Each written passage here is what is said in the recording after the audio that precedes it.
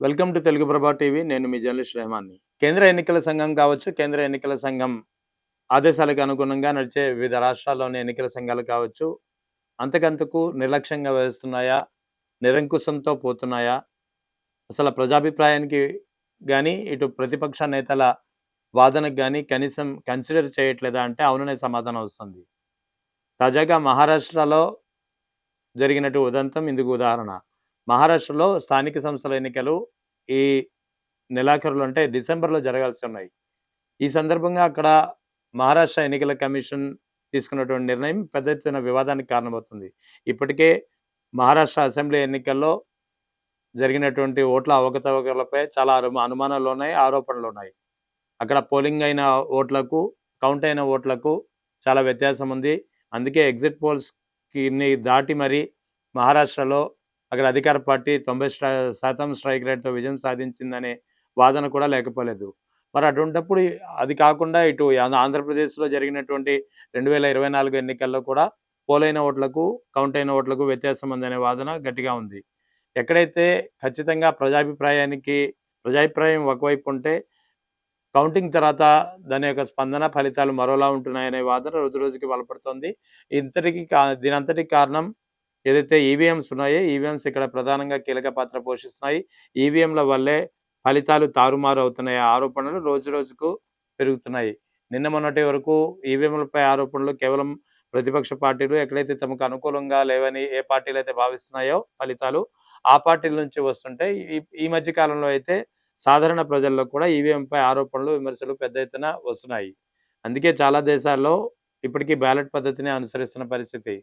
కానీ ఇండియాలో మాత్రం ఇంకా ఈవీఎంపై ఎన్ని ఆరోపణలు వస్తున్నా, ఎలక్షన్ కమిషన్‌పై ఎన్ని ఆరోపణలు వస్తున్నా, ఎలక్షన్ కమిషన్ మాత్రం తాను అనుకున్నది చేసుకుంటూ పోతుంది. ప్రజల మాటలకు గాని, ప్రజాభిప్రాయానికి గాని, ఇటు ప్రతిపక్ష నేతల అభిప్రాయానికి గాని విలువ ఇవ్వడం లేదు. కనీసం పరిగణలో తీసుకోవడం లేదనే ఆరోపణలు బలంగా ఉంటున్నాయి.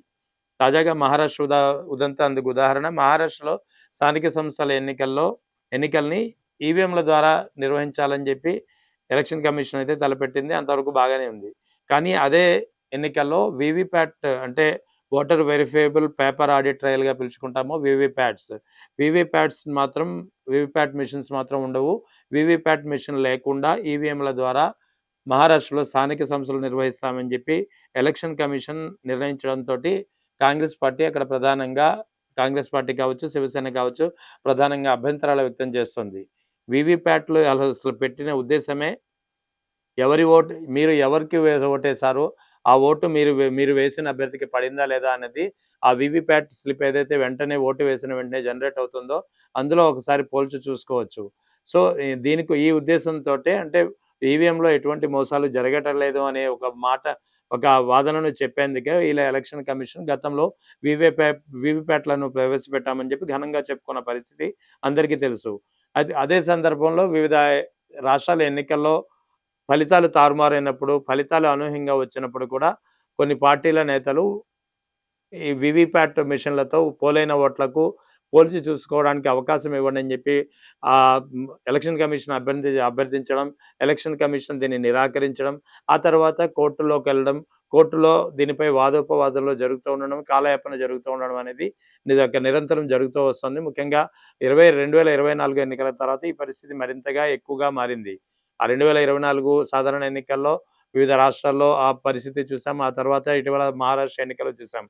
తాజాగా బీహార్ అసెంబ్లీ ఎన్నికల ఫలితాల్లో కూడా ఈవీఎం ట్యాంపరింగ్ జరిగింది. ఈవీఎం రిగ్గింగ్ జరిగిందనే ఒక వాదన లేకపోలేదు. సో, ఓవరాల్‌గా పోలైన ఓట్లకు, కౌంట్ అయిన ఓట్లకు వ్యత్యాసం ఎందుకుంటుందనే విషయంపై దీనిపై సమాధానం చెప్పాలంటూ ఎలక్షన్ కమిషన్‌పై వివిధ మేధావి వర్గాల నుంచి ఎన్ని ఒత్తిడిలు వచ్చినప్పటికీ ఎలక్షన్ కమిషన్ మాత్రం దీనిపై స్పందించిన పరిస్థితి లేదు. ఇప్పుడు ఈ ఆరోపణలు చాలదన్నట్లుగా కొత్తగా వీవీప్యాట్‌లు ఉపయోగించాం మహారాష్ట్ర లోకల్ బాడీ ఎలక్షన్స్‌లో అంటూ కొత్తగా సెలవివ్వడంతోటి కాంగ్రెస్ పార్టీ నేత ప్రఫుల్ దహాడే మహారాష్ట్ర హైకోర్టుకు సంబంధించినటువంటి నాగ్‌పూర్ బెంచ్‌లో సవాల్ చేశారు.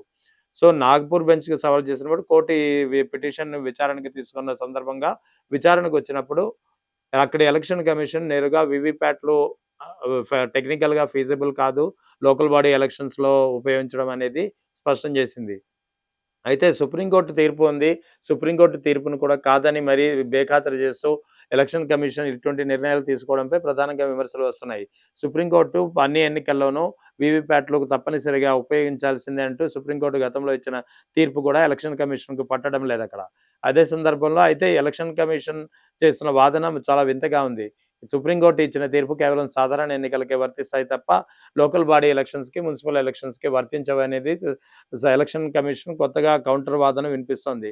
అయితే సుప్రీంకోర్టు తీర్పు ఒకసారి ఇచ్చినప్పుడు అది ఎన్నికలకు సంబంధించినప్పుడు ఏ ఎన్నికలకైనా ఆ తీర్పు వర్తిస్తుందనే కనీస లాజికల్ ఆన్సర్‌ని మాత్రం ఎలక్షన్ కమిషన్‌కి అర్థం కాకపోవడం శోచనీయం.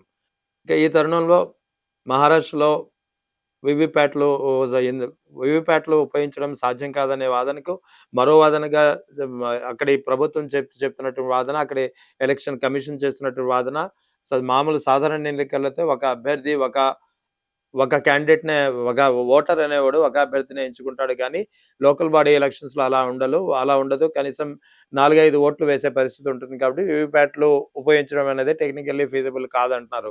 మరి టెక్నికల్లీ ఫీజిబిలిటీ లేనప్పుడు బ్యాలెట్ పద్ధతి ద్వారా స్థానిక సంస్థలకు ఎన్నికలకు వెళ్ళొచ్చు కదా!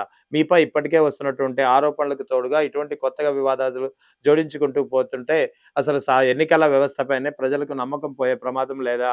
అనే ప్రశ్నలు ఇప్పుడు బలంగా వినిపిస్తున్నాయి. అందుకే ఇప్పటికైనా ఎలక్షన్ కమిషన్‌లనేది నిరంకుశత్వానికి ధోరణిని మాని, నిర్లక్ష్య వైఖరిని మాని, ప్రజాస్పందన ఎలా ఉంది? ప్రజల అభిప్రాయం ఎలా ఉంది? ప్రతిపక్షాల నేతలు ఏమంటున్నారనేది అందరి అభిప్రాయాలకి అనుగుణంగా నడుచుకుంటే ఎన్నికల వ్యవస్థపై, డెమోక్రసీపై ఏదైతే ఇండియాలో అమలులో ఉందో దీనిపై నమ్మకం పెరుగుతుంది. లేదంటే రానున్న కాలంలో ఎన్నికల వ్యవస్థ అంటేనే ఒక అసహ్యం, ఒక ఏవగింపు ఏర్పడే ప్రమాదం లేకపోలేదు.